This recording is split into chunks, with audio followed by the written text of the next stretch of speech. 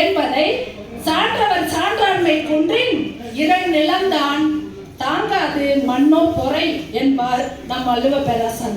கலித்தொகை ஆற்றுதல் என்பது ஒன்று அளந்தவருக்கு உதவுதல் என்ற சான்றாண்மையின் குணங்களாக பலவாறு வகைப்படுத்துகிறது. பண்பு, அறிவு, செறிவு, நிறை, பொறை அத்தனை நற்குணங்களின் மொத்த வடிவமே சான்றாண்மை. இந்த சான்றாண்மையை தூக்கி பிடிக்கும் தூணாக அஞ்சு சொல்றாரு நம்ம ஐயன். அன்பு, நான், ஒப்புரவு, கண்ணோட்டம், வாய்மை, இந்த 5 இருந்துட்டா போதும். அமைதி, நிலைப்பற்று அப்படியே நிற்கும். சங்க இலக்கியம் காட்டும், நம் திருக்குறள் காட்டும்.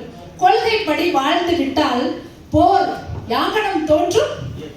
எண்ணம், சொல், செயல் அனைத்திலும் சான்றாண்மை மிளிர வேண்டும் என்கிறார். எண்ணம் அமைதியை உருவாக்குமா?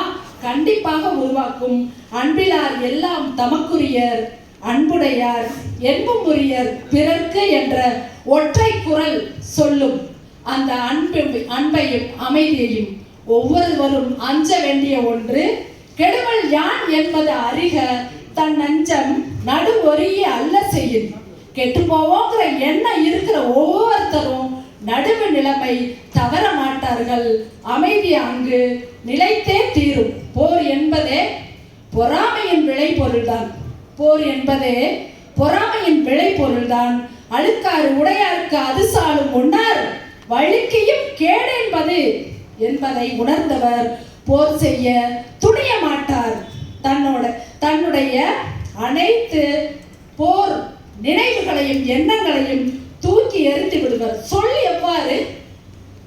எவ்வாறு நமது அமைதிக்கு வழிகாட்டும் என்பதை எல்லா குரல்களிலும் எடுத்து பார்த்தால் சொல் மட்டுமே வீட்டின் கேட்டிற்கும் நாட்டின் கேட்டிற்கும் பலவாறாக துணை செய்கிறது. சொல்லை எவ்வாறு கையாள வேண்டும் என்பதை அல்லவை தேய அறம் பெருகும் நல்லவை நாடு இனிய சொல்லின் என்கிறார்.